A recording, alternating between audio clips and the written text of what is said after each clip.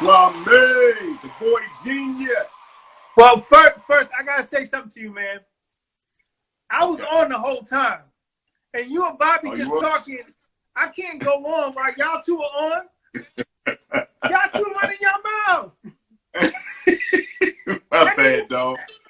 And then you said, I'm napping. Y'all napping. My bad, dog. We can sleep. You throwing me under the bus. Hey, dog, we started talking about that coffee, man. I wasn't even looking no more. My bad, brother.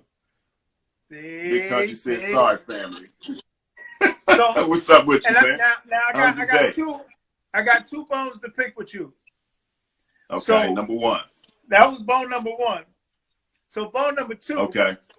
Am I correct that this is your anniversary? This is my anniversary. 18 years of marriage, man. So you spending your anniversary talking to me. Well, just a little part of it. If I ever run into your wife in the street or whatever, she gonna give me the side eye because I'm the one that's cracking up the 18th anniversary. Come on, man. You threw me under the bus again. Hey, man, it's worse when you stood us up when we were supposed to go to dinner. That was worse, but you know, I stood y'all up. Okay. You stood us up, but you know, she's okay. Somebody was napping. Look, she's okay with tonight though, because you family, so she gave me a pass to talk to Kwamé. If it had been anybody else, it'd probably been a problem.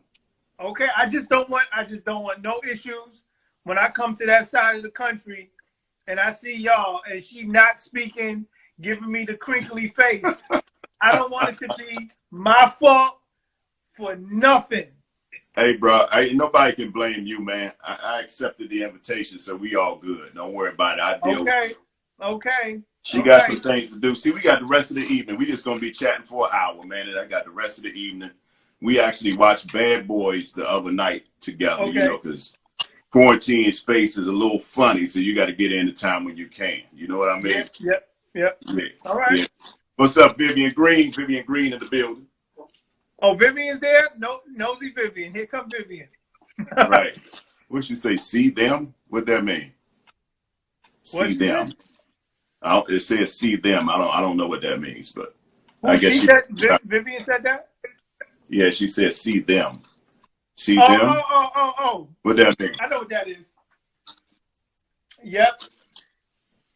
Y'all figure it out. What is that? Did he say see them? The stand-up comedians. I'm plugging something in. Okay, we'll plug something in. So what's going on with you, man? How was your day, bro? I'm good, man. The day, well, you know, I'm in California, so you know the day's still underway. So far so good. I've been looking forward to this today. Anybody knows me, I'm like I can do one thing at a time. So if my one thing to do today was your show, all I'm thinking about is doing that. And then when that's over, the rest of the day starts. So my day is starting right now. Right on, boy genius. Right on. So I appreciate it. Man, let me ask you this, because I was thinking about something, a story that I saw that was really disturbing.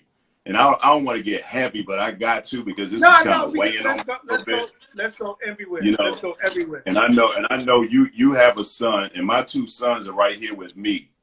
Now, how old is your oldest boy? He's what? He is 27. 27. Okay. Yeah, and I'm 1 year older. Yeah. So, you know, this the thing that happened earlier in Minneapolis today. Are you aware of that situation? Yes. With the 4 policemen, and he put that knee on that guy's neck and he ended up dying? Yes. You know, and it really scares me, man. You know, so does it ever scare you as a father? because I feel like almost like Nemo's father in Finding Nemo. I'm quite sure you're aware of that movie, and how he was just trying to hold on, because there's been situations where my sons have been in the car with me, and I had to use those as teachable moments, getting pulled over. I'm 40 some years old and I'm still getting pulled over for having nice things that I work for. You know what I mean? Exactly. So how does that make you feel as a father, man, that we have to teach our kids, all of these crazy things to deal with in the world? I think the first thing is, the biggest conversation as a parent that you thought you were going to have is the conversation about sex. Yes. And that's not the biggest conversation anymore. The biggest, our biggest worry was our kids getting pregnant or getting somebody pregnant, or catching an STI or anything like that, any kind of situation we don't want our children to be in. But the most important conversation that we need to have with our Black sons and our Black daughters even is how to deal with the authoritative system, how to deal with policemen, to understand that, we're in I call it the bro society. Everybody want to call each other bro. Hey, bro. Yeah, bro. Yeah. No. We're not in that world. And even if you see a police officer that looks like you, that does not necessarily mean that he's on your side. But then also at the same time, we are always, and a lot of people may disagree with me on this, we are always on the receiving end of this situation. We're always on the receiving end of brutality. We're always on the receiving end of discrimination. We're always on the receiving end of guilty before proven innocent. And we have lost sight, I think. I personally feel this because of time. Now, I don't want to get too deep, but I got to go there. Yeah. As time has gone on, we probably make, on average, 5 to 10 times more money than our parents did. 10 times more money than our grandparents did. Yeah. And we have been led to believe that money is an equalizer. And money is something that puts us on the same platform. Like, for example, when we go to a mall, or we go to an expensive restaurant, or we go to an expensive clothing store, we got to get dressed up. Yeah. Because we in our mind, we feel like if they think we have money, we have in a nice car, we live in a nice neighborhood. If they think we have money, then they may not treat us the same way than some of our brothers and sisters who did not have money. You understand what I'm saying? So you got to have that conversation with your kids. On one end, how to deal with a police officer, but on the other end, how to carry yourself in these streets.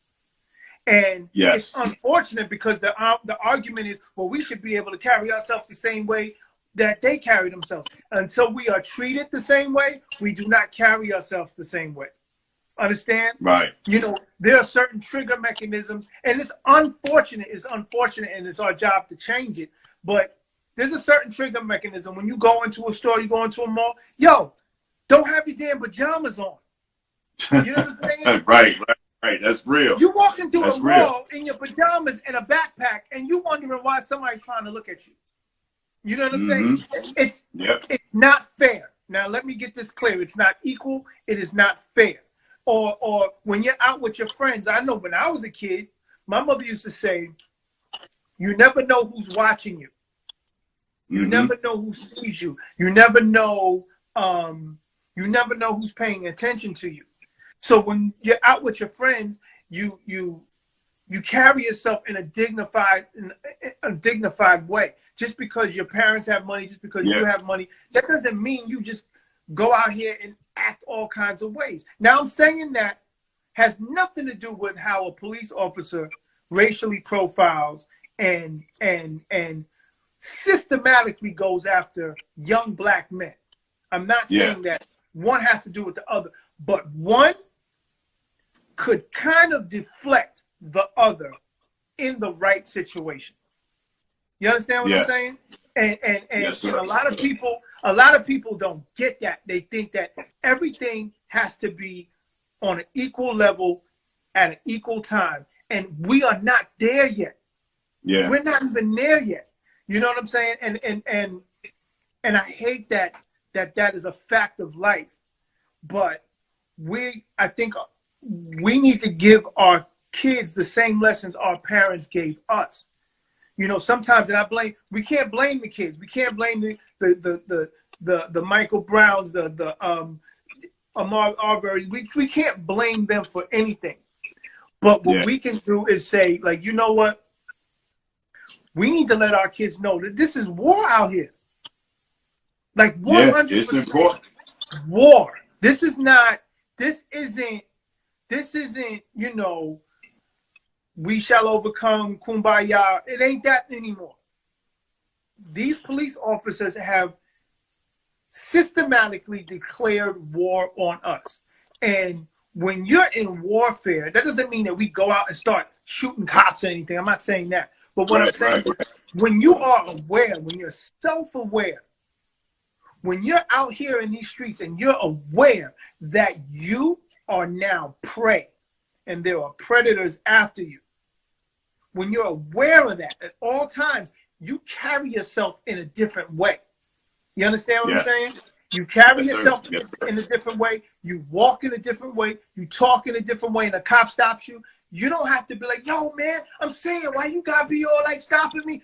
Nah. Right. You have to carry yourself in a way that, one, it's like triggering, you know, unfortunately, you know, I have law enforcement in my family. My grandfather, my father was in law enforcement, cousin. So I'm not trying to speak down to all law enforcement people. I'm not. Of course. But at the same time, it's like triggering a beast. When you walk up to a dog that you don't know, you're going to start playing with that dog. You're going to start hitting that dog in the face. You're going to start jumping and running around, acting wild. You don't know that dog. Because if you act the wrong way and you act a certain way, guess what happens? What is that dog going to do? He's going to bite you. That dog is going to attack you and bite you. Yeah. So you got to walk into the situation. If you get stopped by the cops, how much it takes 30 to 40 seconds for the cop to get out their car and get to your window. Your license should be in your hand at that point. Yeah. You don't have to, oh, I need to reach for this, or I need to reach for that. No, you got to think 10 steps ahead. Your license should be in your hand. Yes, you can reach in your back pocket.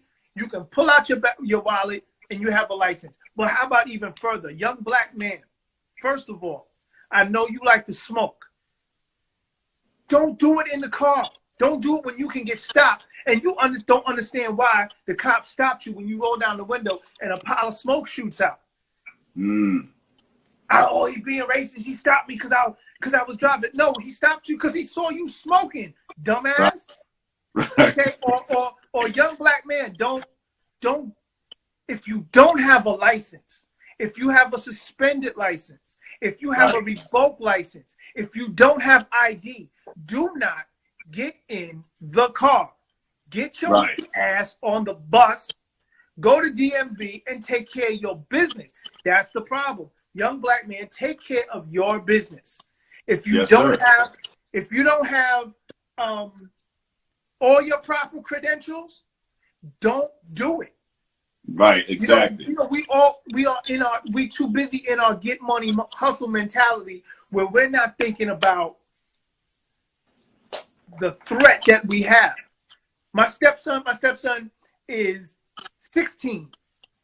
Yeah. And just the other week, like clockwork. I'm telling you, this is like clockwork. Just the other week, we're walking around the neighborhood, and I decided to have the talk. And it's not the sex talk. It's the cop talk. Yeah. And I'm like, yo, let me tell you something. We live in a predominantly Asian and white neighborhood. That's just, it is what it is. Predominantly. I think 95% of my neighbors are Korean. It's just what it is. And the other 95% outside of it is either white or possibly Mexican, but most likely white. So I'm walking through the neighborhood and I'm like, What do you think will happen if an older white lady or a white man calls and says, a black guy just tried to break into my house, and me and you are just walking down the street? The first thing the cop is going to see when they drive by, two black guys, and we're going to be the ones that stop. Mm-hmm. Period. Whether I'm dark-skinned and you're light-skinned, whether I'm bald and you have dreads, the description don't matter. The only description is black. You know, so what do you do when that happens? Do you be like, nah, officer, I wasn't the one doing it? You falling into that trap. And I understand we're mad. We're mad for years. We're systematically upset. But you got to now know you're at war now. You got to now know the predator is in front of you. You know? Yeah. So what I tell them is, first of all, you get your hands out your pockets. Your hands are visible at all times. Period. You don't make any sudden movement. Period. This is like Jurassic Park when the damn T-Rex comes and gets you. You don't make no sudden movement. You keep your ass still. You answer your question with yes, sir, no, sir, as intelligent as you possibly can. Because the one thing that authorities hate is intelligence. They hate it.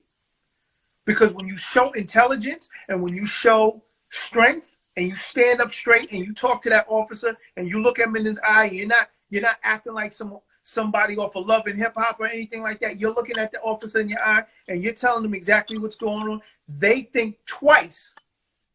Yeah. They still want to do it maybe, but they're going to think twice because they know that they can't put you in the trap that they're about to put you into. Right. You know what I'm saying? And a lot of people will say, oh, if you say yes, officer, no, sir, yes, sir, keep your hands out, it's a sign of weakness. It's not a sign of weakness. It's just your defense mechanism. You are being defensive in an intelligent way. And I'm sorry that if you think that, oh, this is not right, it shouldn't be that way, okay, then we need to do things to change it. And then, you know, without being long-winded, on the flip side, when you see something going down, like a fight or an abuse going on, whether the officer is abusing somebody or two people, especially two black people, are fighting, and your first action is to pull out a phone and go, yo. Right. You just as bad as that just officer. As bad.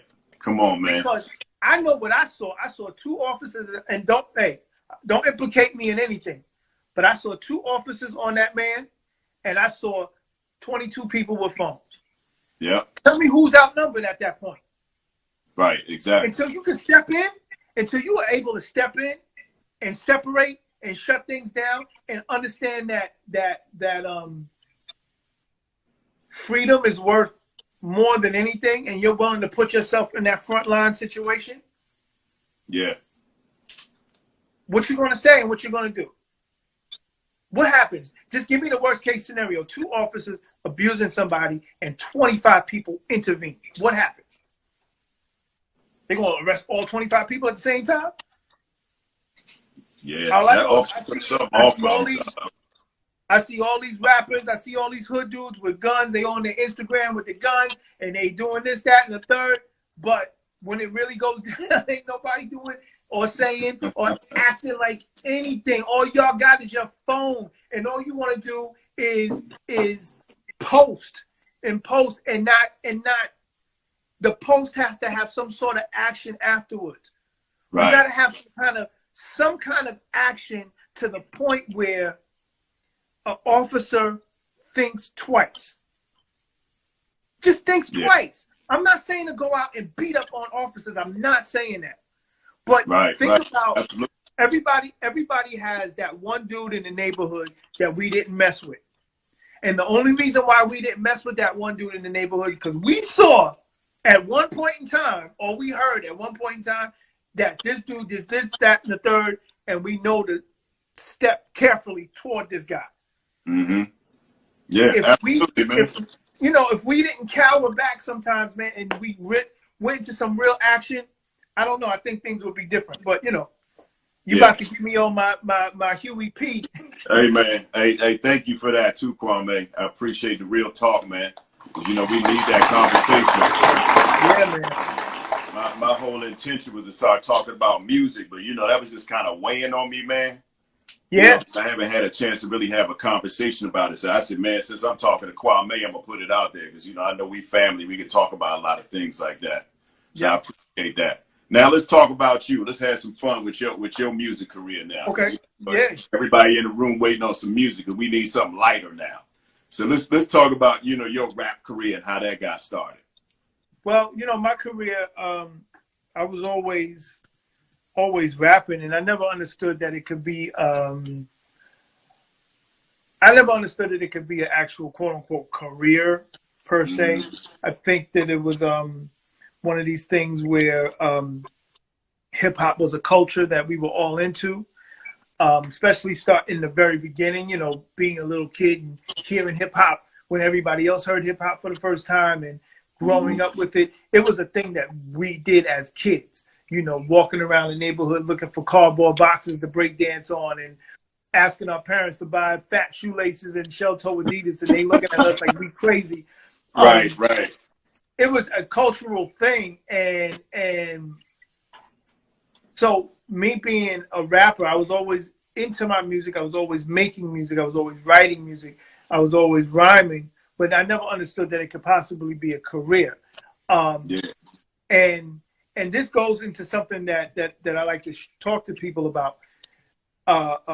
Tangible things that are tangible, things that you can see, touch, smell, hear. So, for example, a neighbor of mine is this great producer named Herbie Lovebug, and Herbie Lovebug is responsible for Salt and Pepper and Kid and Play. He got My Deal, Dana Dane, Sweet Tea. So Herbie is the older guy in the neighborhood. To give you a perspective, in my neighborhood, there was Herbie, there was Salt, because Salt was Herbie's girlfriend. Pepper was Salt's best friend, so Pepper was there. Kid and Play were in the neighborhood. Eric B was in the neighborhood. Eric B drove the ice cream truck in my neighborhood. So are you serious, man? Yeah, man. So wow. So all these people who are older than me, and were rapping in the park and doing all this kind of stuff. When you saw somebody like Herbie take a class project, it was a school, he was going to school for engineering, took a class project, and the class project was to make a song. That song was Salt and Pepper's first record. And to see him go from driving like this orange beat up 1970s Datsun to coming back home after one summer with all these fat rope chains on and a Benz 190E and Salt and Pepper everywhere, and then Kid and Play everywhere. That's a tangible action. That's like, okay, so now that I'm able to witness people actually do it, maybe I can do it myself.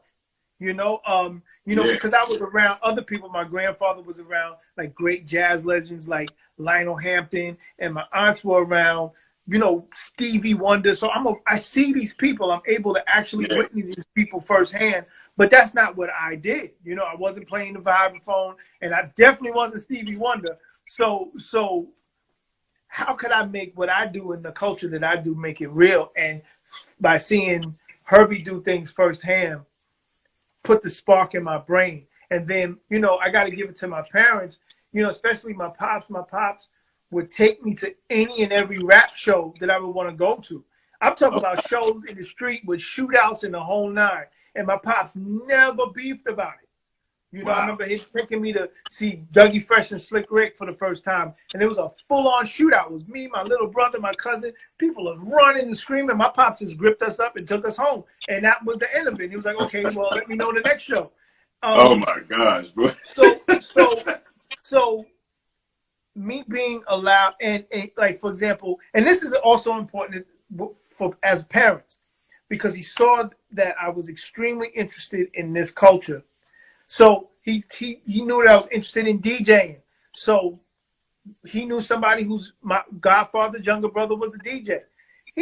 My parents took me over there. I was 9 years old, 8 years old, and allowed me to get on two turntables and a mixer. And I was terrible, of course, but what my parents did was put me in front of my interest. Yeah. And that's very important as a parent. You know that your kid is interested in something, whether you want them to be a rapper or a singer or a cowboy, whatever the hell they want to be, you should at least put them in front of them. You know? Nurture it. And so from there, you know, other adults in my neighborhood or in my life, my parents' life, pointed me in directions of studios. They pointed me in directions of how to make a demo. I made one demo, it was terrible. Made another demo, it was terrible. I had a job at a grocery store, worked for a whole school year for the most part, and half a school year, saved up all my money, found a studio in Queens, New York, and dumped all my change on the table and literally was like, how much studio time can I get for this? And the guy was like, you could get 8 hours, but the only time we have is from midnight to 8 in the morning, Christmas Day. Oh, wow. I'll take it. You know what I'm saying? So Christmas Day, what was it, 1988? No, 1987 Christmas Day. That's the only time I had. I had all these records in my mind, and I literally recorded half of my first album, most of my first album in those 8 hours. And from there, I passed the demo to Herbie. I gave the demo to my father because he knew somebody who worked at Sony Records. And then my mother and father was getting a divorce. My father, got into a new relationship. We moved out to Inglewood, New Jersey. So now I'm in Inglewood, New Jersey, and I'm thinking like things are lining up for me on purpose, man. I really believe that, because now I'm in Inglewood, New Jersey, and in Inglewood, New Jersey, if anybody remembers the rapper Redhead Kingpin, he was my best friend in high school when I went to the new high school. That group that Teddy Riley had. Kwamé. Hold on, not to cut you off, man, but I want to see you get on them tables and spin a little bit with all them people that you just named. Just give us a little something real quick, and we come back and finish the story up. Can you do that? Yeah. What I can do is I can start playing some of my old records. Yeah. And let me know if the sound is good. Okay. One of these kids is doing his own thing. One of these kids is one and the same. One of these kids. This is my first single. Now it's time to say his name. What's his name? It's the man we all know. It's called the man we all know and love. I think his name is Kwamé. Kwamé. It dropped spring. The man we all know and love. 1989. Kwamé. I came home. There was company. Some young lady, friends of the family. Sounds good? With the front showing on maturity. She looked me over once just to make sure it's me. She hadn't any kids, no rings that she carried, so I quickly assumed this pretty girl wasn't married. The girl was fly. Top but not blown. Kissed me on the cheek and said, look how he's grown. Implements on my shoes, clothes, and some. Saying to my mother, oh God, he's so handsome. Now for this lady, I kinda had the hot. She was laughing with my mother at my baby snapshots. But what got me going to set the date right is when she asked my mother to spend the night. And now my mother said, sure. Let it to my sleep on Kwam's bed, he can sleep on the floor. Don't bother me none, plus you'll go to sleep soon. Plus I was feeling lucky I was in the same room. That night, we both couldn't sleep, so I had to do something just to keep us awake. And not be bored. So the bomb started bragging about the places I've toured. Whispered in the ear, let her know that I love her. She says, boy, I'm older than your mother. But she stayed silent, put her hand in my hand, says, this old body does need a young man. And whatever we do, it's between me and you. We'll do it until the night is through. So we started kissing. Ooh, she's feeling filthy. And after a while, she began feeling guilty. I said, what's wrong? Don't I make you feel happy? She said, oh, I know what you like. I said, yo, is you is or is you ain't my baby? And if you are, come give me a fat kiss. What type of kiss? Tongue, that is. Is you is or is you ain't my baby? Because the love like mine, I know your old but miss. So why don't you give me a try? Look into my sleepy eyes. Let me know, oh my. Tell me, girl, am I your baby? You got to let me know right now. Skipping the bebop, let me know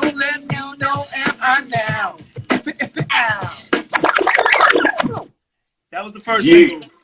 Yes, sir. Kwamé, the boy genius.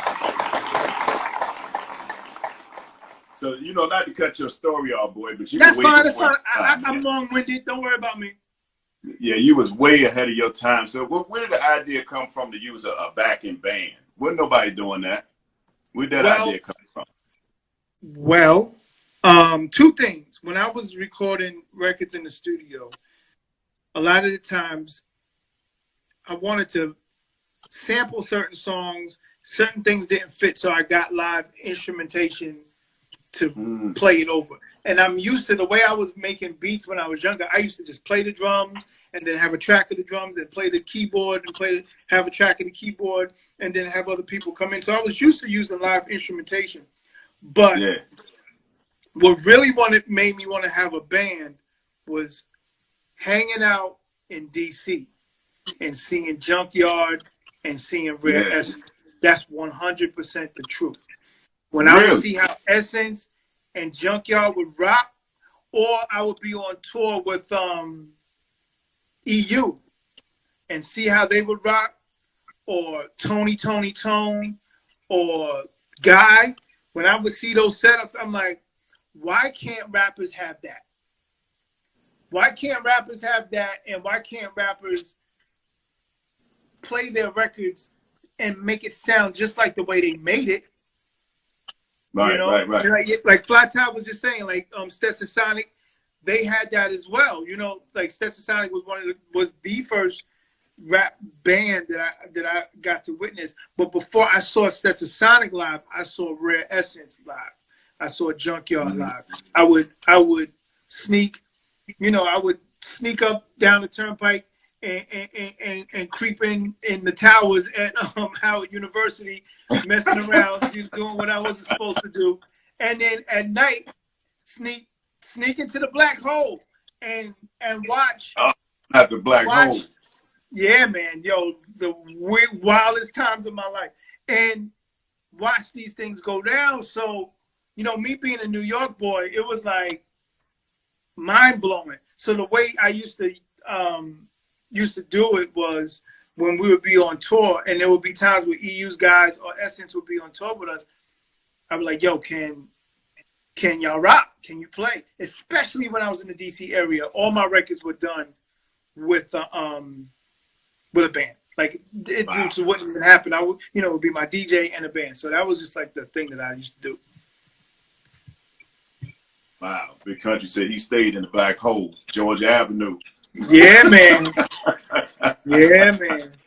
That is so. I just remember one time being on stage with, I think it was Junkyard I was on stage with, and I was rocking, and y'all, anybody from DMV can let me know. They had this joint. It was like, take it off, take it off. So I'm like, yeah. I turn around, like every girl on the stage is butt naked.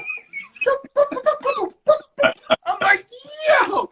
I'm looking in the audience, girls getting naked in the audience. I was like, I love go-go forever. There's nothing better than go-go ever. Y'all freak me out, man, and seeing all those naked girls on the stage. I'm 17 years old with you. Hey, man, something about that music, boy. It did it.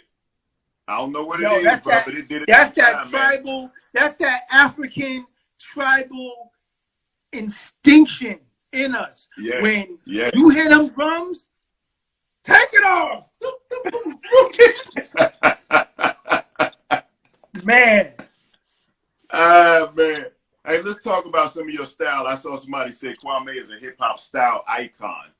That's it. My sons was asking. They said, Kwamé bald-headed? I said, yeah, he is now, but he used to have a bunch of hair with some blonde streaks in that joint. Yeah, take a kick. I look like Professor X. I used to put I put a little color up in the front of mine when I had some hair too, man. I think, the blonde streak, I'll be quick with that story. The blonde streak, I had like this asymmetrical type flat top. I didn't want to have a normal flat top, so I was already trying to be different with my like little slope thing that I was doing. And I remember the video, the song that I just played, The Man We All Know and Love, the video took place at 5:30 in the morning. And I remember at midnight, the night before that, I called up one of my friends whose sister had a hair salon. I was like, can your sister open a hair salon? Why? I need to put a blonde streak in the front of my head. I got to do my video with this blonde streak. And they were like, why? Because I'm not sure that my records will do well. But you're going to see me when I walk in the room. It was that simple. It was like, you may not know my music, but you're going to know what I look like. Right, so, right. Okay. So I spent the whole night having that, having her dye my hair and got no sleep, walked into that video. And I remember my mother meeting me at the video, freaking out. Like, yo, because I snuck out. I snuck out and told her that a cab picked me up to take me to the video. She had to go to work. So she thought, no, I'm sorry. We had, the label had hotel rooms for us. So we had to stay in the hotel room, and I snuck out the hotel room in Manhattan, went to Brooklyn, got the hair dyed, and came back to the video. And my mother showed up the next morning like, yo. And like the polka dots, a lot of people think that it was like a planned thing to wear the polka dots, and it wasn't. I just didn't have that much clothes. So I had a white shirt with black dots, a black tie with white dots, a black jacket, some black pants, and black socks with white dots to match the tie. And that was my black and white suit. When I wanted to wear black and white, I had everything, my coordination. So I was all coordinated, and I wore the shirt on my first single cover, the song that I just played. And then I wore the shirt on the back of my album. I had my black and white suit in the back of the album. And then I wore the same shirt as pajamas in my first video. And that's it. So now I go on tour, and I go on stage. One of the first shows I had was in Harrisburg, Pennsylvania. I get on stage, and I'm opening up for Sweet Tea and I think Queen Latifah at the time. And I was the opening act. When I walk on stage and I see all the guys with flat tops and streaks in their hair and polka dot shirts on. Right. And all the girls in tight, either polka dot biker shorts. Remember the biker shorts? And, and tight polka dot skirts or polka dot dresses. And so I walked on stage. I looked around, and I was like, "Oh, y'all fucking with me." And I walked off the stage, and I thought it was an elaborate joke. I thought Herbie put on this like big elaborate joke, playing around. But it wasn't that. In every city I would go to, everybody was wearing polka dots.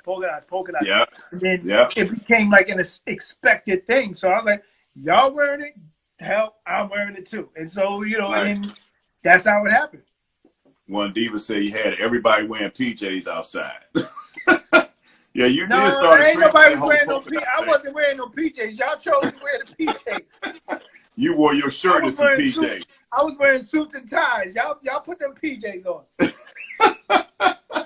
Going up in Strawberry. Let's talk about this, and then let's play some of those records. When you stopped the whole rap thing and became K1 Million, the producer. Okay. Why was it necessary to change your name to be a producer? Well, I don't know if I really changed my name to K1 Million. What happened was there's a producer named Ron Lawrence, also a Howard alumni. Ron was one of Puff Daddy's main producers. He produced Biggie's Hypnotize. He produced Money, Power, Respect. He produced a lot of big records for Bad Boy. So Ron understood, at this point, my rap career was like a zombie, man. It was not popping. I wasn't making no money.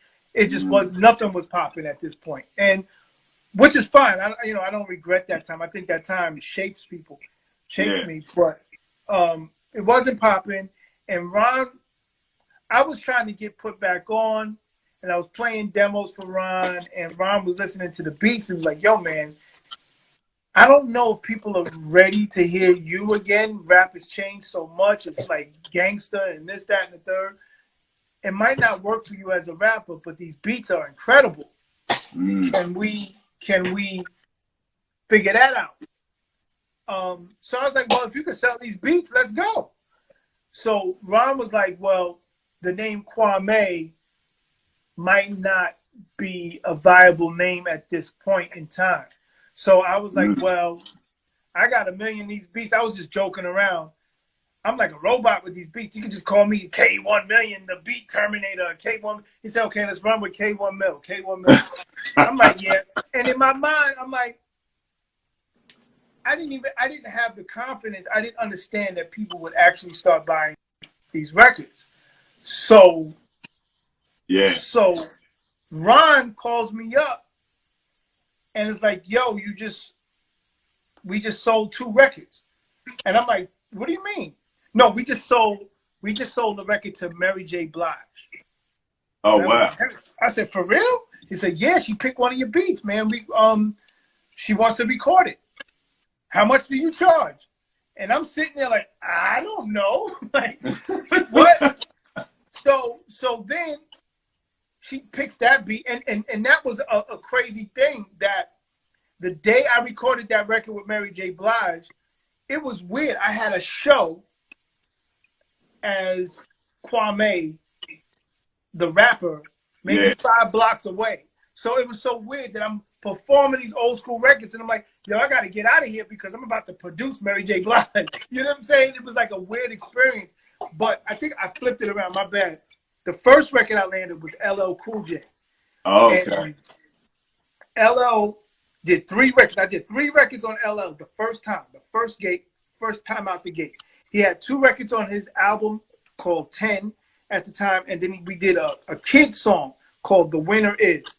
And it's so weird, and I very rarely tell this story, but up to this point, my life was whack.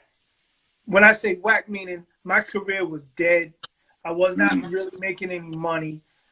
You know, I want to say, you know, I had some apartment. I don't even know how, my royalties was all right where I can pay for this $420 a month apartment that I had in Harlem.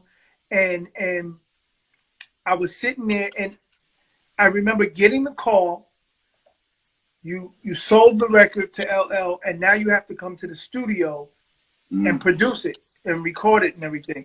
And I remember sitting there like, I literally had a panic attack. The one and only time that I had an anxiety attack. Oh, wow. I'm like, I literally went from nothing to something again with one phone call.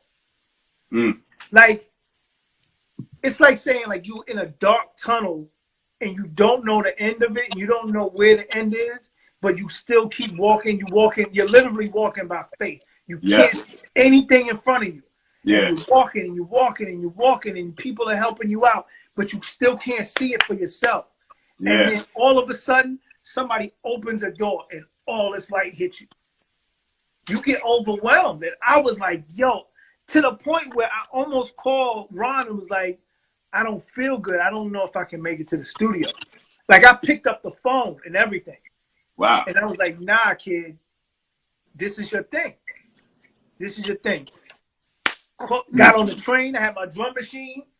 All I had was my train fare. Got on the train, went into Sony Studios, and it was like if somebody just picked me up and put me into a palace. Like, pick me out of the dirt and put me into I'm in there, like I'm in the green room, and there's soda and popcorn and fresh baked cookies and $1 million speakers and studio boards, and I'm like, yo, and here comes LL Cool J and his record executives, and the first thing LL says is, he looks at me, he's like, Kwam, what are you doing here? And I'm like, I'm here to produce your record. He's like, so who the hell is K1 Million? That'll be me. And and everybody was, the look on everybody's face, like as if I just pulled the biggest magic trick in the world. And, We went there and recorded 1 record, then recorded 2 records. We actually recorded 3 records. 2 made the album, and then we recorded the kids' record. So I spent my first week rocking with LL Cool J. And then 2 weeks later, I got the call, Mary J. Blige. And that was when I was, as Kwamé and then running down the block to produce the record on Mary. And in my mind, I was like, man, I just want 1 gold plaque. Like, I've been working, I've been busting my ass all these years. I just want 1, man. Just give me 1 and I'll be happy. The LL Cool J record drops. That album goes gold, later on goes platinum. The Mary J. Blige album comes out, 10 times platinum. You know what I'm saying? So it's like, yo, God is real, man. And, absolutely, man. Absolutely. Things don't necessarily happen for you when you think they're supposed to happen for you. Yeah. They happen for you when you are ready for them to happen. Yeah. And everybody around you is not going to understand it. Everybody around you is not going to get your journey that you're on, because you and God knows it. And for me, it was like, I'm on this journey, and this is when I was blessed to have this journey. And it's like that every day for me. It's like, there's things that I want to do. There's places that I wish that I was at. There's situations that I wish that I'm in now that I'm not in. But what I learned from that situation is to never complain. Is always make the steps toward it. Yeah. You know what I'm saying? Make the steps. You make the steps toward what God has for you, and God makes those steps toward you. But if you're just standing there going like, yo, God, please give it to me. I don't think that's gonna happen. You gotta walk toward it, man. So, that's how the whole production thing started off. But that K1 Million, I swear it probably lasted maybe 2 more records after that. And I was like, yo, I'm not gonna hide behind. I'm not Spider-Man. I'm not hiding behind a mask or anything. I'm Kwamé. Yeah. My mother named me Kwamé. My father named me Kwamé. Kwamé is an artist. Kwamé is not just a rapper. Kwamé is not just a guy with a shirt with dots on him. Yeah. I'm a musician. I'm a creative person, and I'm stick to my name. Kwamé. Yep. We gonna have to go into a second hour, man, because it's a whole lot of stuff that I still want to talk about. Yo, if y'all want the second hour, put the number 2 up. You know how we do it. If y'all want to see that second hour, put that number 2 up. Right, and plus I want people to get a chance to ask you questions if they got questions for you, because you long-winded like a preacher, boy. I got to drink some water.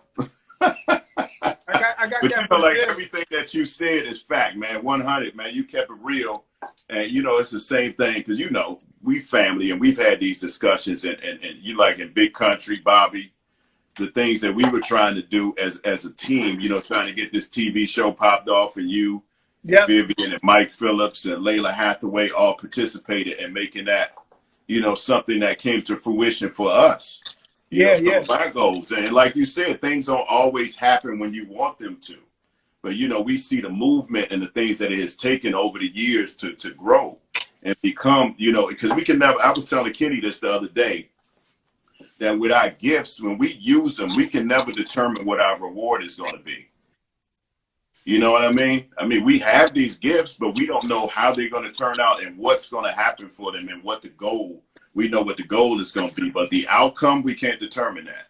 You know why? You want to know why? Tell me why.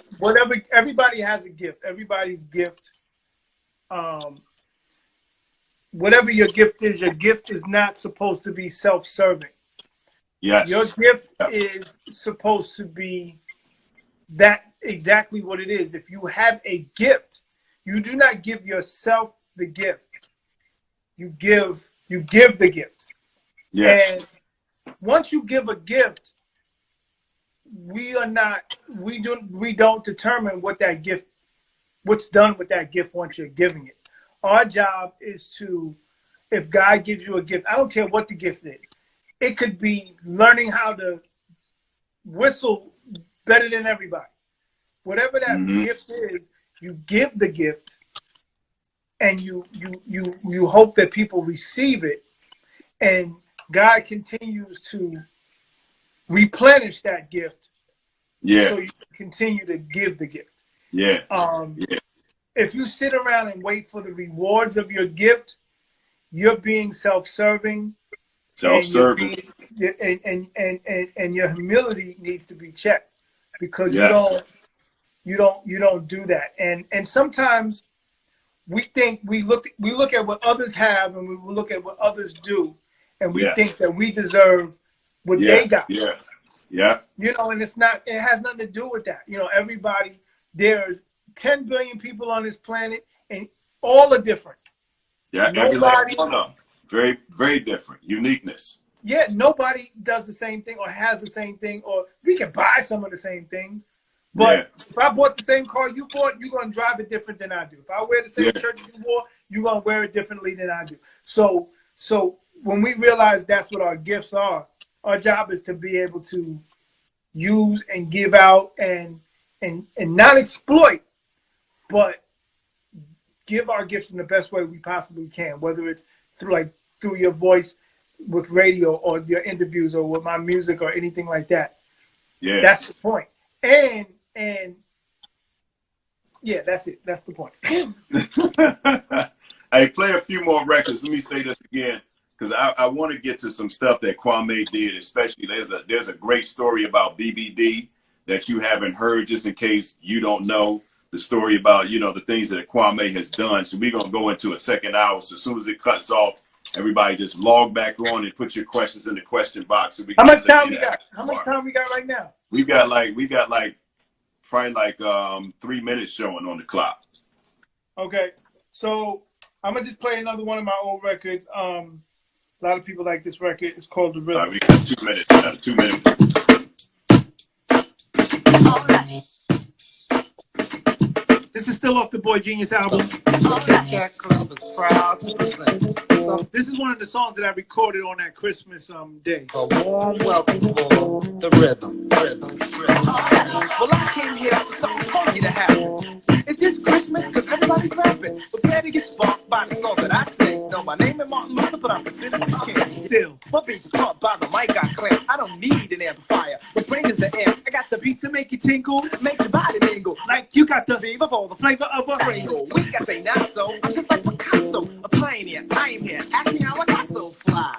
And the answer I can give them a new beginning. Cayman Kelly and my dope rhythm. I serve the Lord math to give a mental harm. My soul cheap belief is that it's wrong. My beats pump, so let it grab you. I got a trick, but my name is Alibaba, so open sesame. Never heard the density. Bet you all the people in the place I bet you the rest of the seed. It's a new beginning. All right, stop right there, Kwamé. And if you didn't know, I can tell you that stop right there. Tell a cool brother. 5. Stop right there. We got 40 Spit seconds. boil. Everybody log off and log back on. Everybody log off and log right back on. There you are. I made sure I caught you this time so you wouldn't be saying I was sleeping on you. No, you still was, because I was in the room going, yo. Yeah, wasn't paying attention. Yeah, I was, because I was reading all the comments. Folks were saying happy anniversary. Yes. All right, so look, let's have this conversation, since we was talking about the the production and the records. You talked about the Mary J. Blige record, and I saw Viv jump in the comments. She said that was the Mary album. So No More Drama. Yeah. That was the No More Drama album. When you put the album on, the very first song you play is a song called Love. I personally don't like the song, to be honest with you, but it made the album, and I appreciate it. Why you don't like the song? What was it about the song that you don't like? Did you like it in the beginning and you started to dislike it later? Huh? Nah, I thought I could have done a better job with the beat. Of course. And that's going to be you being your worst critic. I'm quite sure there's been other songs that could have been. I thought the song could have been written a little bit better. And I'm not afraid to. Everybody. We work in a criticized industry, so we should be able to critique our own work Yeah. That a work that we're a part of. You know, it doesn't mean that I dislike and I don't appreciate the rewards from that song, but you know, just for me on my end, I thought I could have done a better job. But like I said, this was at a point where I'm just handing out beats. Yeah. And, you know, people are picking the beats, and that's the beat that they picked, and that's the one they want to write the song to. So that's cool. The way I produce now is probably totally different. Yeah. Where I sit down with an artist, and I'm like, what kind of record do you want? And I make it from scratch. It's like I'm tailor making clothing for them. And, you know, those are the records that I like the most. But then even still, they still pick up random beats as well.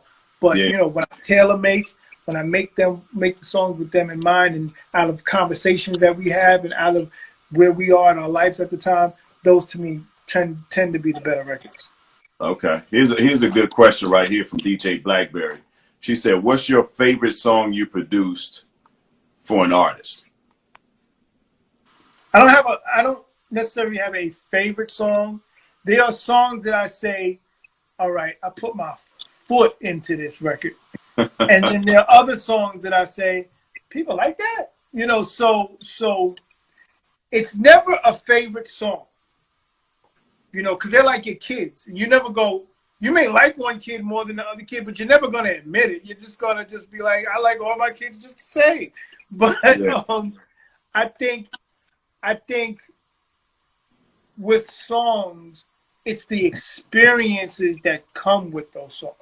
So that experience, that LL Cool J experience, that was one of my most amazing experiences. Just because of the situation, at hand. Viv said her mom will definitely pick out a favorite kid. I will say that. We all know who the favorite green kid is. It ain't Viv. Man, you need to be ashamed of yourself. But I think that it's the favorite experience. Like I've had some memorable experience. Like my LL Cool J experience is memorable. I have a Christina Aguilera experience that's a whole nother level of memorable. Yeah. A Method Man experience that's memorable. A Will Smith experience that's memorable. And then there's experiences where I've never been in the studio. Like I had a #1 record with Lloyd Banks, a record called On Fire. And 50 Cent was on the record. And I never was in the studio with him. Never met him to this day. Wow. Really? Yeah, never met him. That's amazing. So, when you don't have the opportunity. I got a platinum single right there. I got a platinum album on the other wall over there. You know, but I never met the guy. So, but that doesn't take anything away. That's just the world that's the new world of music. And it kind of started around that time when I was doing that record around 2003, 2004, where artists just weren't meeting the producers that they work with. So, you know, so that's an experience unto itself. Wow. So did you like the way that it turned out when you heard it? Was that something that... Well, it was a very interesting experience because one, all the instrumentation on the record, I pretty much played. I didn't technically sample anything. Oh, wow. So they were like, you sampled this, you sampled that. You got to give up. At one point, it was like 78% of the record. And I was like, well, no, that's not even happening. I didn't do that. And then it was a situation where, and I get it, and I have no malice toward anybody. You know, a producer usually goes in the studio and does the record with the artist. But at this point, I think they were on tour in London. And they wasn't trying to fly me to London to do the record. And Eminem wanted to add a couple of keyboard things to the song without consulting me. You know, and I understand it's Eminem's label. He's the boss. That's his artist for the most part. And he wanted to add some stuff to it. So they're going to add it. So you add a little bit of things here and there, but you don't come back and say you produced the record. Oh, yeah. You know what I'm saying? Yeah. So, but that's what happens. People do it all the time. So I'm not mad at Eminem. I have no beef with Eminem and Lloyd Banks or 50 at all. That's crazy. But I understand, you in this business, you ask for everything and then you negotiate down to what you end up getting. So, so we ended up negotiating, and it got to the point where it was like, yo, man, we don't even have to do this record.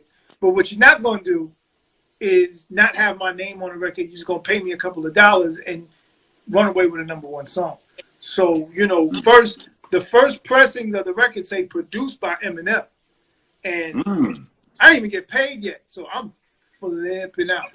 And then we fixed it. And then, and that was, I think, that was the last K1 Million record. Because it's like, you see K1 Million and you're not respecting my legacy. You're not respecting who I am. I think you're seeing a new guy. And everybody has to go through new situations to get put on. So like I said, I'm not beefing, but do you roll over or do you fight? And the only thing that's when you roll over, the only outcome is losing. When you fight, you got a 50% chance of winning. That's right. About 50% chance. There you go. And it wasn't even a fight. It was the fact that they wanted to see if I was going to roll over. I did not roll over, and that's what happened. And but my plaque, the platinum plaque for Lloyd Banks' album doesn't even say K1 Mill. It says Kill Mill. Oh my gosh. That's exactly what they tried to do. So that's what y'all did. Y'all give me this big old nasty plaque on the wall. Hold on, let me see if I can show you. Do you see it? Like here, you see his big head? You see the plaque? Yeah, so this is big old plaque, and it says Kill Mill. So, hey, that's what they was trying to do to you, kill you off when they were exactly. This one says the single plaque says Kwamé, but the album plaque was like Kill Mill. So I got to get that changed. But no, I'm not going to keep that changed because that's my reminder to fight. Right, there it is. They don't fight, they're going to kill Mill. So answer this question right here. Jazzy T, biggest life lesson you've learned so far? Jazzy T, what up? That's a homegirl from UK. What up? The biggest life lesson that I've learned so far is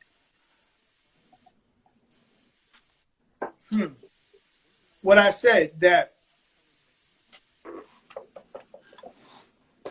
whatever you want, you actually can have if you walk toward it. Yeah. That's a big life lesson. If it's the biggest or not, I don't know, but it's a very big one. You put yourself, the one thing that I always do is put myself in rooms where I believe everybody is 10 times more successful and talented than me. Those are the rooms I want to be in. Yeah. I don't want to be in a room with somebody I consider a peer or not at my level. I want to be in the rooms with people who have achieved way more than what I feel that I've achieved. I could be wrong. It could just be a facade.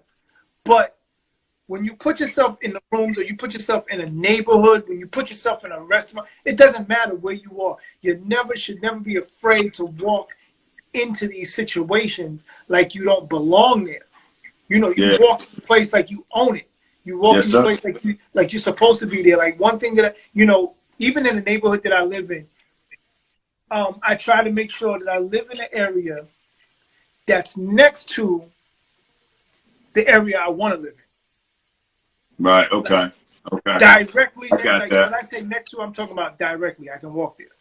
Like that. Those are my goals. So when I'm feeling a certain kind of way, I just get in the car, drive around the block somewhere, and I'm in front of Bruce Wayne's house, and I'm like, you know what? If I can do this, if I can stand in front of Bruce Wayne's house, I can move into Bruce Wayne's house. There you go. but I never put a time frame on it. A lot of people get messed up with the time. Oh, you need to do that by next year. You need to do that before you're 50. You need to do. Nah, man. As long as I'm alive. Yeah, you can work towards. As long as I'm alive and I'm able to enjoy. Yeah. Let me do it. There you go. Whenever it happens. That's it. Here's one for you. Call Michael Music. Where can we submit music to you? Do you take submissions? I'm not really taking music, so No. I don't know where you can submit music to. I'm not in that business. I'm not in the business of taking music from people at this point in time. You know, when I'm into the business of music submissions, I would definitely post it. I would definitely advertise it. And I would definitely let people know exactly what I'm looking for and why I'm looking for it. And one thing I'm not trying to do is give somebody a bad deal. So if I say, okay, I'm looking for music for so-and-so, but my budget is low, I'm not, I'm going to let you know.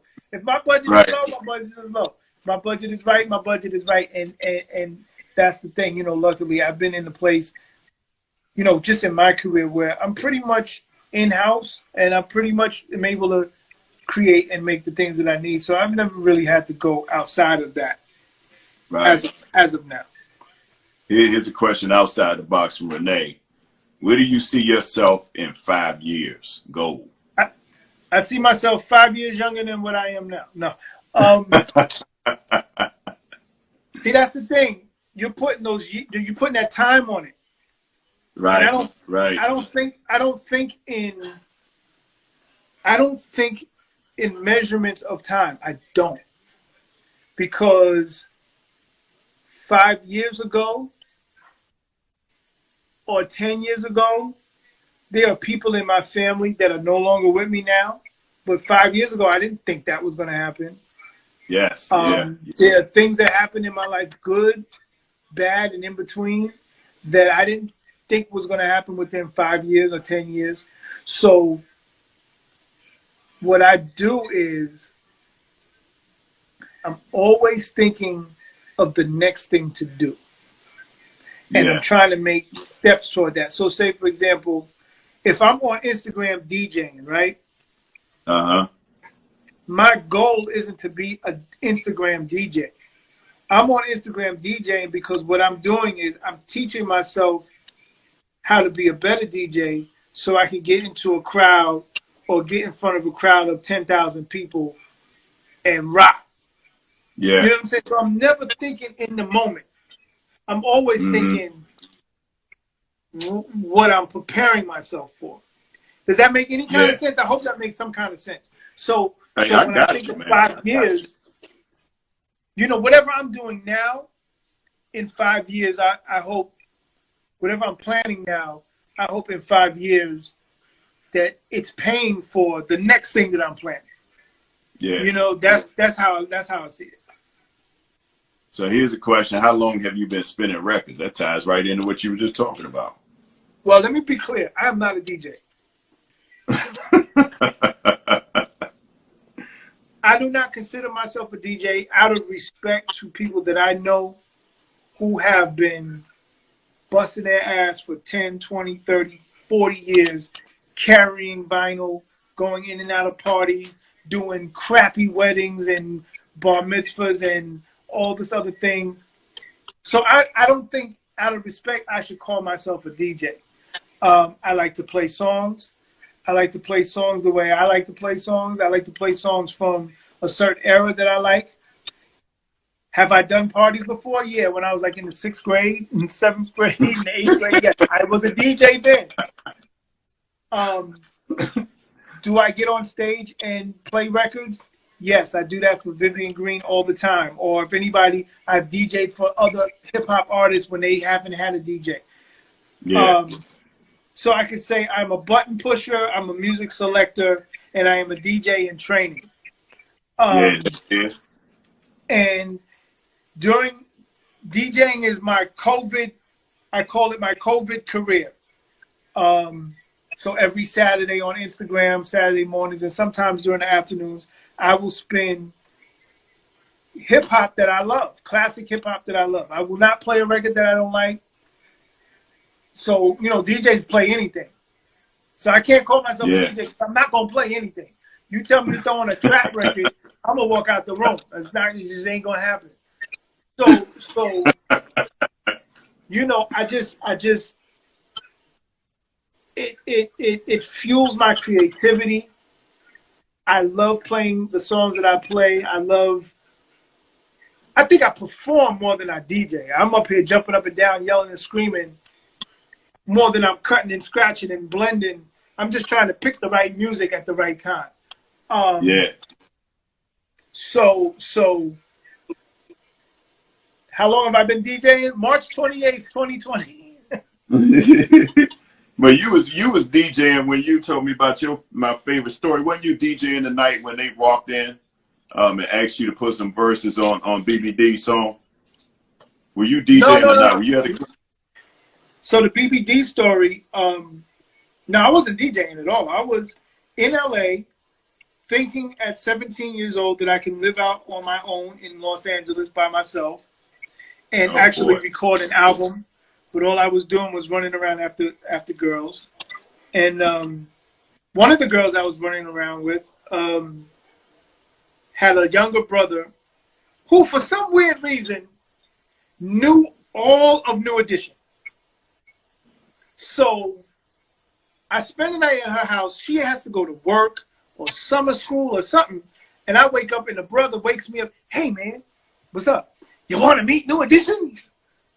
Yeah, why not? Let's go hang out. So we're driving around the valley going to every one of New Edition's house.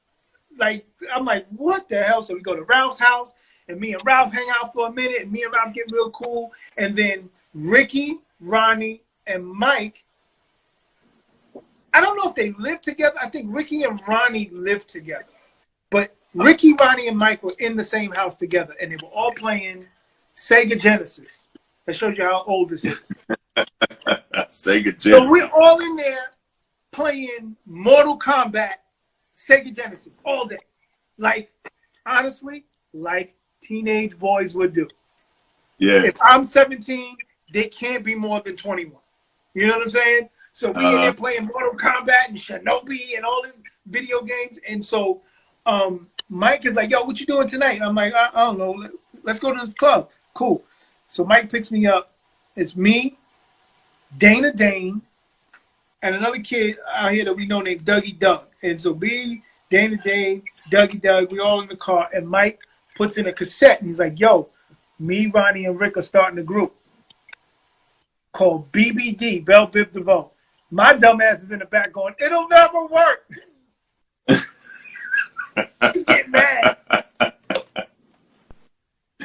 was like, oh, man, how you think about breaking up? I was like, yo, don't do it. Don't do it. He's like, nah, man, it's dope. It's dope. So I'm going to walk you through it. So he plays the beat. Right? The beat's all right. Yeah, Spider-Man and Freezer. They didn't have all this talking on it. It was just the beat. I'm ready. And then it was like in a demo form. And then they start singing. Girl, I must. I'm in the back seat like, boo! But they keep playing it. They keep playing it. You bringing up New Edition? What y'all doing? But, you know, it's going, it's going. Don't break up New Edition. Put Ralph on the song.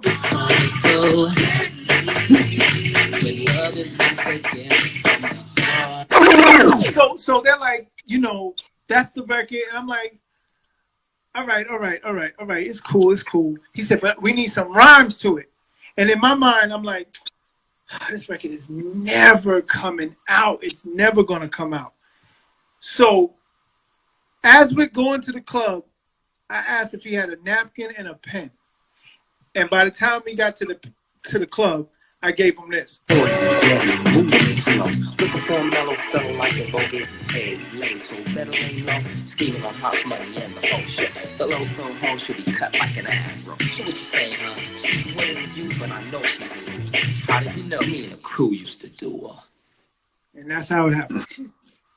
Wow. Ain't that something? Round of applause. And then the record was like... Never thought that it would be as big as it did you? I don't think, man, I'm the worst predictor of songs, unless it's my stuff that I put out. I am the worst predictor ever. Like, I don't know nothing. But you know what? That's their vision. And the thing that makes it real dope is the vision that they had. And one of the other life lessons that I've learned, back to Jazzy T's question, one of the other life lessons that I learned was respect other people's vision. They might not, you may not be able to see what they see. They may not be able to see what you see, but you got to respect it. And they were walking toward their vision. You know what I'm saying? And this was a fruit of that vision. Well, you gave us some gems tonight, brother. I enjoyed this conversation. Well, thank you, man. I really did. Can you play a few more records, and I'm gonna go upstairs so I can spend some time with my wife. Okay, so this is what I'll do. I'll just play. I'm gonna just go through some records that people know of mine. A couple of records that I produced. I don't want to get shut down by Agent Smith. Agent Smith is out here from the Matrix shutting people's music down and everything like that. So I'm just gonna play a couple of records. I'm gonna start off with one of mine. This record came out in 1990. And I originally wrote and produced it for Vanessa Williams. Because I just knew she was gonna be my sugar mama. And Vanessa Williams was going to have all my babies. Her and Sade. You know, we've been together for some time, and I've been experiencing some kind of feeling that's changed and rearranged for the better. And I was going to be rapping with Vanessa Williams. Same way, and pray that you ain't running game. Hey, just what do you have to say? As I sit here thinking about you, suddenly I feel ashamed. She didn't take the record. Suddenly begin. When I see your face and hear your voice, I seem to lose despair. I get relaxed and overjoyed whenever. But when this dropped, only you can make me do the things I do. I owe you, can make me bring the world to you. Yes, it's true.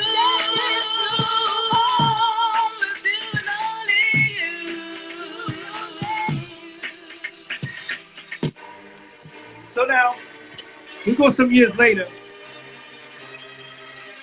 A few years later, I get the call, and this is LL Cool J. I lay back, analyze the rhymes, and realize I own that crown for lyrical combat. Spit more raps to count more stacks. This is one of my favorite records ever. I got looks, relax, I'm hotness. Monotonous fans is running Bizak. Hell, please don't leave the game like Bizak. Never in a million years. Hell, I never let you down, baby. I got 50, I still break. LL. I really love this record though.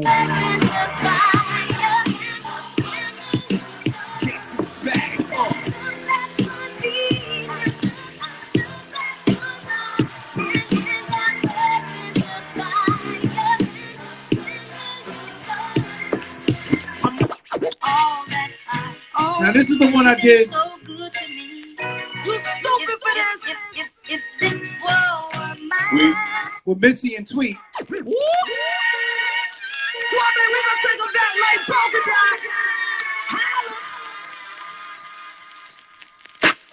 Come on.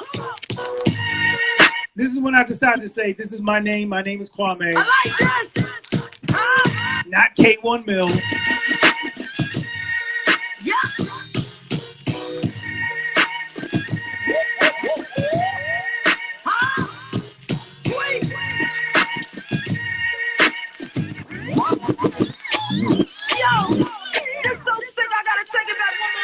This is my joint. I love this record. Oh yeah, that's dope.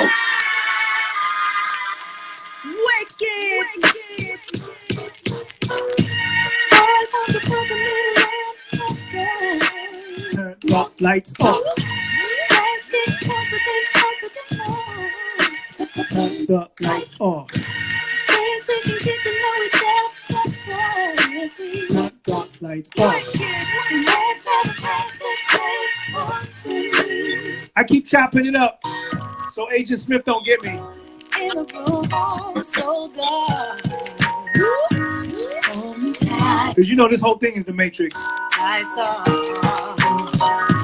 kiss me everywhere I ever dreamed of. Shouts to Missy and Tweet.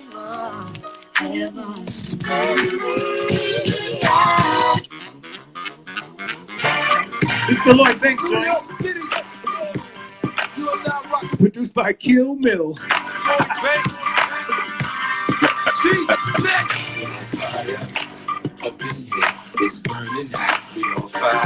Shouts to Lloyd Banks though. G-Unit 50.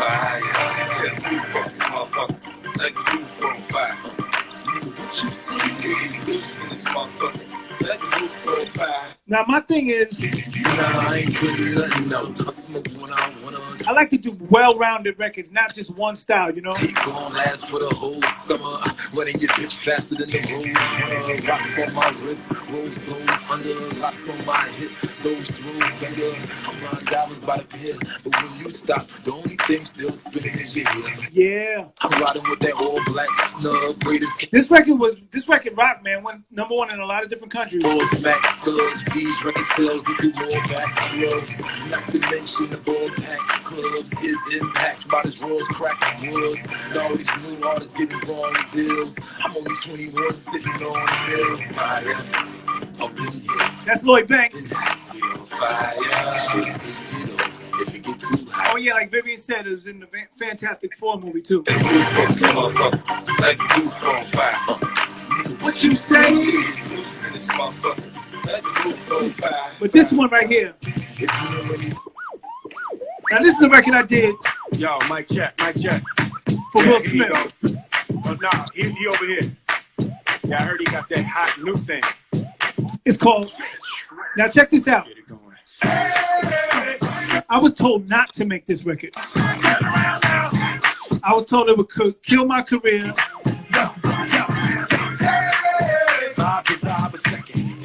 It said the record would go nowhere.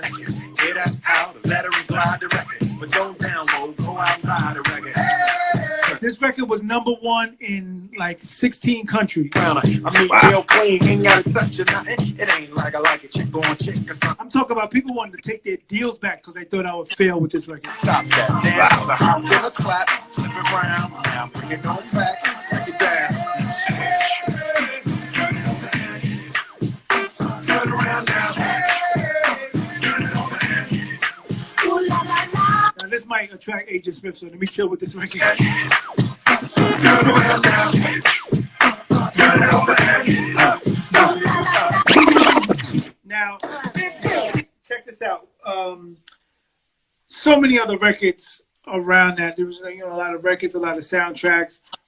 Some stuff I just don't even have on this computer at this time, but check them out. But then you flash forward, and I was blessed enough to be able to put out my own records and have my own label situation through Capitol Universal Music, and got to rock with Vivian Green. So the records after that, we're on our 3rd album together, and this joint here, Vivian didn't want to record. I had to convince her. Round of applause for Vivian Green. Viv didn't want to perform it. She didn't want to record it. She wrote it. I did the beat. I wrote the hook. I think I wrote the hook. I don't know. And she wrote, everything else. But she was like, this record ain't for me. This record ain't for me. But then when we dropped it, that thing rang out.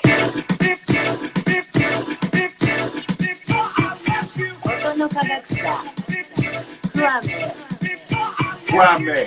What you did to me this morning. You can't tell me they ain't a cookout that they don't play this record. Work on stress. Miss my meeting. All I'm thinking about is you. And the funny thing, radio DJs didn't want to play this record at first. Now I'm looking at the clock. Oh, you're disrespecting the legacy of Frankie Beverly. Wish I never had to. It'll never work.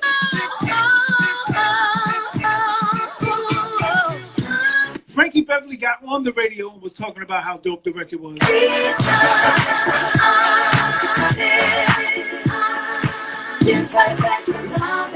This record was done in my basement. In my basement studio. We didn't go to no big studio. And we put it out on faith. We didn't know what was going to happen. I miss you, there's so many reasons. Most of all, I really want to lay with you and just feel your touch, babe. I'm looking at the clock. Yeah. Counting the hours and the hours get gone. Wish I never had to let it go.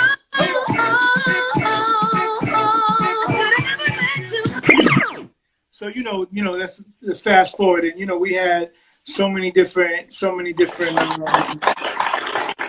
with Bill. So yeah, man, we had some fun, man. We had some fun. Like, let me try to see. I don't know why I don't have any of these.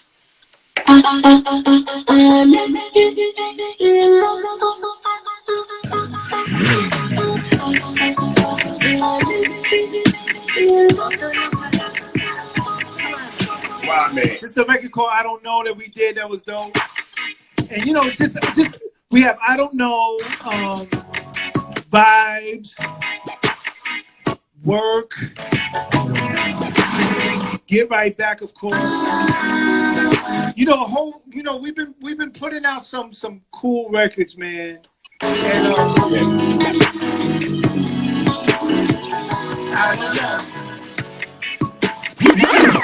just a few records here and there, man.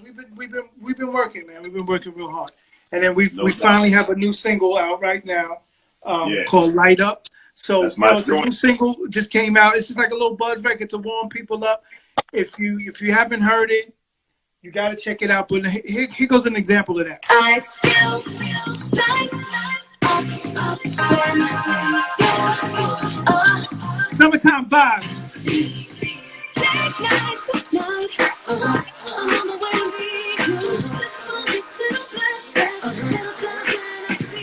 It's on all streaming platforms now. Yeah, we keep going.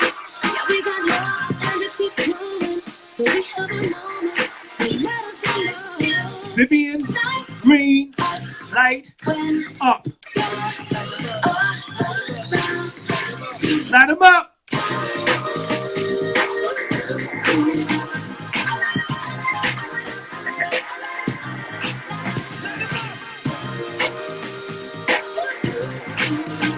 It's on Spotify, Apple Music, all of them, all platforms.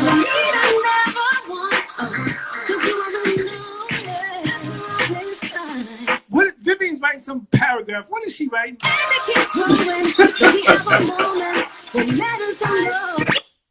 So that's just a little bit, man. I can go on, but I'm a chill right there. Yeah, y'all B's is a cover and mine isn't. No reason to compare them. We wrote a whole new song.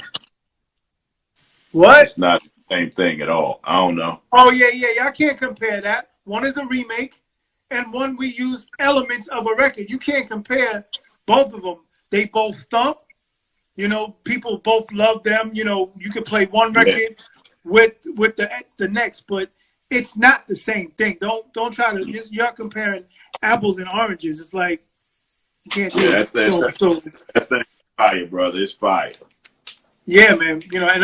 And I appreciate the thing that I appreciate is we're pretty much like an independent label. We pretty much we're like a mom and pop shop. We do our thing, and the fact that we are even put on the same platform with someone who has like the major machines behind them and all the gas. That means that we did a great job with our record. And even with Frankie's, the original Frankie Beverly record, it's so dope that we're able to, you can hear Before I Let Go. You can be able to hear Get Right Back to My Baby. And then you can hear the new version of Before I Let Go, all within the same space. And it makes everybody's records feel good. You know, everybody, you know, so it's not a competition thing. It's not anything like that. It's good that we were able, and the biggest thing is between Viv and Beyonce, the great thing is that Before I Let Go came out in 1979, right? And we were able to help the longevity of such a great R&B record. There you go. You know what I'm saying? And that's the real thing. That, you know, we were able to contribute to the longevity of a great record. That record came out when Viv was born. You know, so right. It's a dope. classic. Yeah, man, I think it's dope. And for the fact that they consider Get Right Back a new classic. Yeah. You know, people throw that word around a lot, but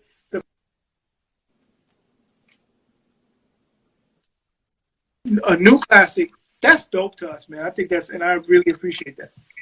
Oh yeah, man, no doubt, man. I appreciate this, bro. I pulled out some toys because I told the boys, I said, man, Kwamé got a lot of toys in his studio. So what you got? That's hold on. I see Hawkman, I see Robin, I see Aquaman. I don't know why I can't figure out who that purple dude is right there. Huntress. This one right here? Yeah. Who is that? I don't know. I won these at an auction one night, and I had Hold it up real close. That's Huntress. Hold the purple guy up real close.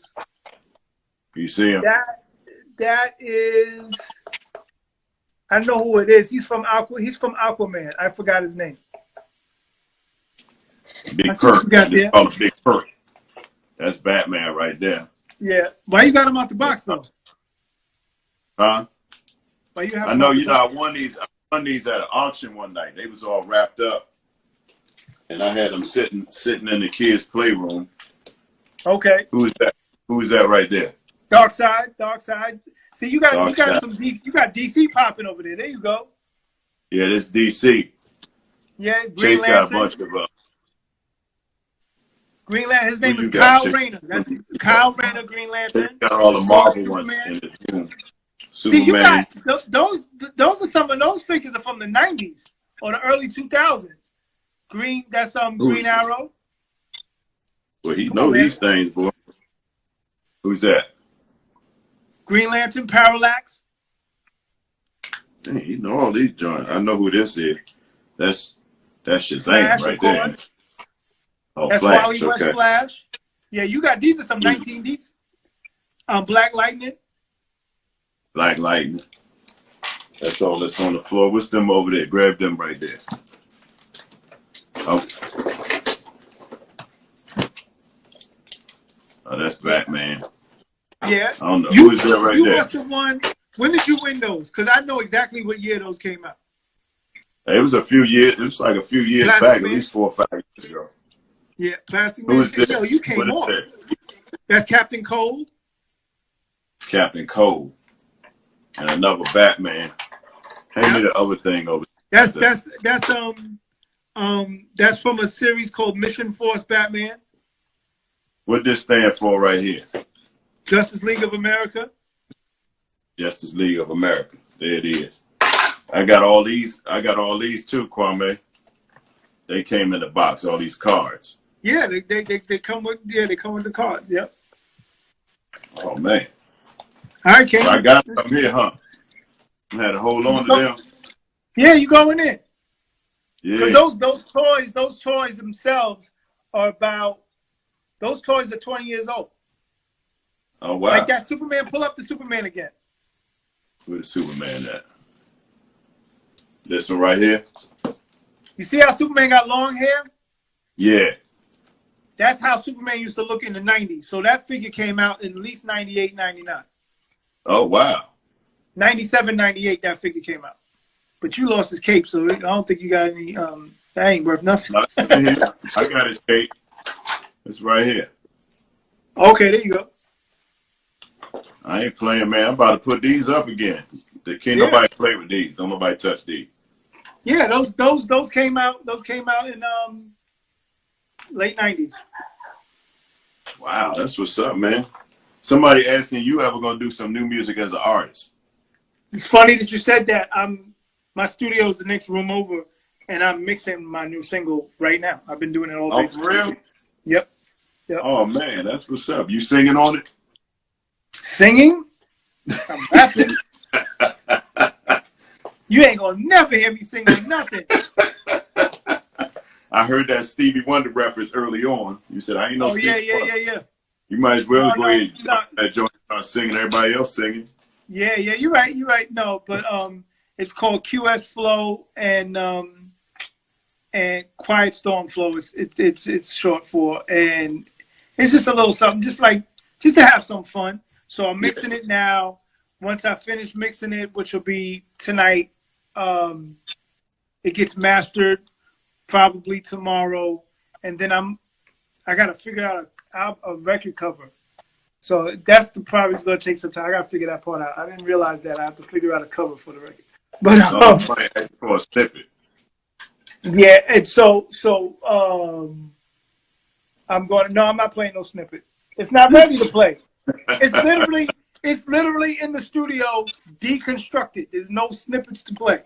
How come Viv said you ain't being truthful? What that mean, Viv? She said he's not being truthful, but. Oh, she says I totally sing on her record. Yeah, I may sing on your records, but you don't hear it. You took that thing in the mix, huh? Super tucked. That thing is tucked like a shirt in a church suit. Tucked all the way. Oh, man. Don't let her lie to you. Man, go ahead and sing, man. Hey, look, man, I appreciate you, brother. This been a lot of fun, man. Including all the gems that you gave out tonight. We will take up an offering, but I'm going to go upstairs and spend some time with my wife. We got some cheesecakes we're going to eat. Oh, man, I want a cheesecake. I got one for you, dog. I'm not allowed to have cheesecake. Why not? You lactose intolerant. The company around me will not appreciate it. Hey, we all lactose intolerant. Sometimes you got to enjoy yourself, bro. Yeah, no, I'll eat it by myself. Like if I'm away, I'm in a hotel, I'll definitely order me a strawberry cheesecake and just lift up out of the bed.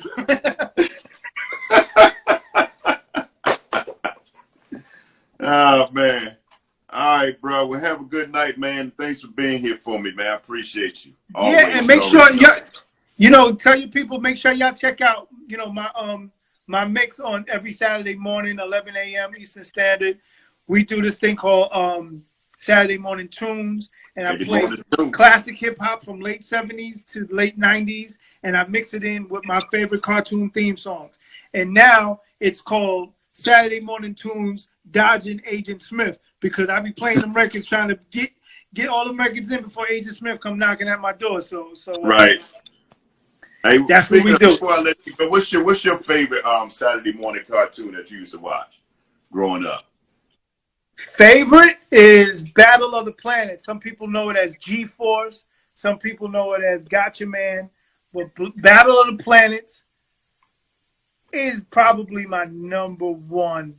And then there's other ones that I really love. But G-Force, Battle of the Planets, forget it. That's my number one. That boy goes deep. Yeah, man. All right. Oh yeah, somebody said Tom and Jerry. Tom and Jerry and Bugs Bunny, they go beyond being a favorite.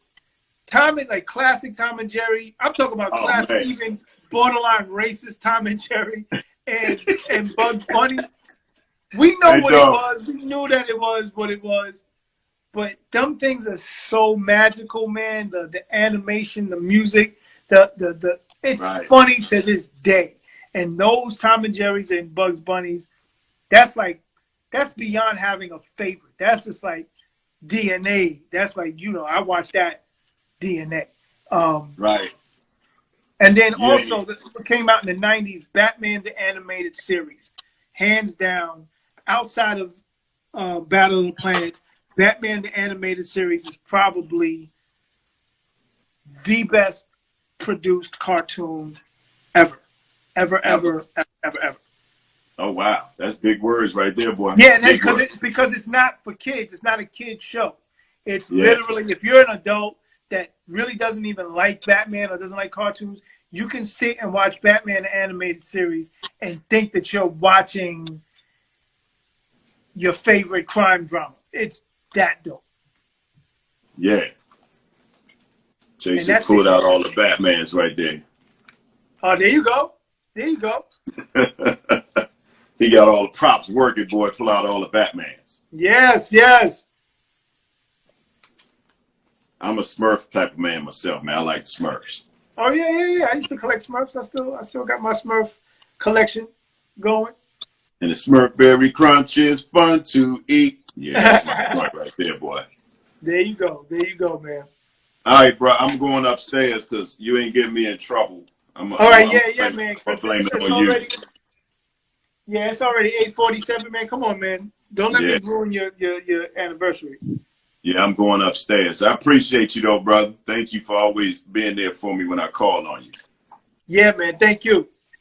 Yeah, you all family, man. Love you, brother. All right, yes, sir. Have a good night. All right, Peace. man.